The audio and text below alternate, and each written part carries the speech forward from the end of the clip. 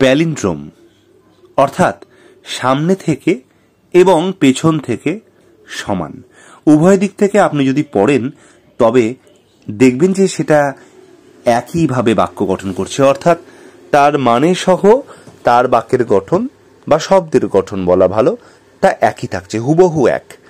হ্যাঁ, বিশ্বাস করবেন না হয়তো, কিন্তু এটাই সত্যি। এটা অনেকেই জানবেন না। যারা জানবেন না, আশা করি আজকের এই ভিডিওটার মাধ্যমে তারা সমৃদ্ধ হবেন। আর যদি ভিডিওটি ভালো লাগে তাহলে অবশ্যই ভিডিওটিকে লাইক করবেন, আপনার মূল্যবান কমেন্ট করবেন, শেয়ার করবেন এবং চ্যানেলটিকে সাবস্ক্রাইব করতে ভুলবেন না। বাংলায় পলিন্ড্রোম বাক্য বেশ কিছু উদাহরণ আমি দিচ্ছি। আপনারা চাইলে এগুলিকে খাতার পাতায় লিখতে পারেন। লিখলে দেখবেন সামনে থেকেও যে মানে, পেছন থেকে দেখলেও একই উচ্চারণ। যেমন ধরুন, সীমার মাসি, বল খেলব, বই চাইব, ঘুরবে রঘু, নাম লেখালেম না, বিকল্প কবি, তুমি কি মিতু, মার কথা থাক রমা, কীর্তন মঞ্চ পরে পঞ্চম নর্তকী, কাক কাঁদে কাক কাঁ, চেনা সে ছেলে বলেছে সে নাচে, তাল বনে নেব লতা, চার সের চা, ঠাকুরদাদার কুঠা, খা সমস্ত রুটি রুস্তম সখা, না না কেনা না, না বলবে লবণা, ওর মা আজ আমারও, বিরহে রাধা নয়ন ধারা হেরবি, থাকো রবি কবির কথা, মামা তো মামা, কাকা তো কাকা, রবীন্দা দানবীর। বাংলায় পলিন্ড্রোম নাম কিছু আমি উল্লেখ করছি।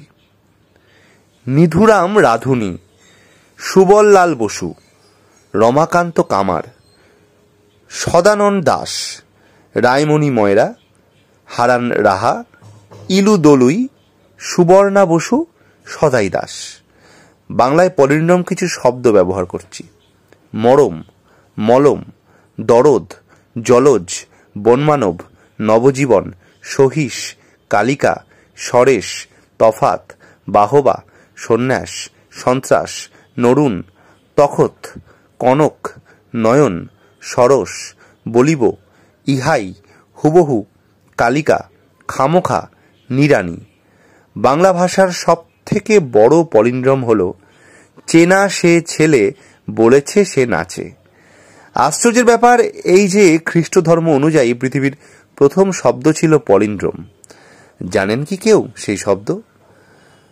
আদম প্রথম ইভকে ইন্ট্রোডিউস করেছিল এই বলে, madam, in Eden I am Adam.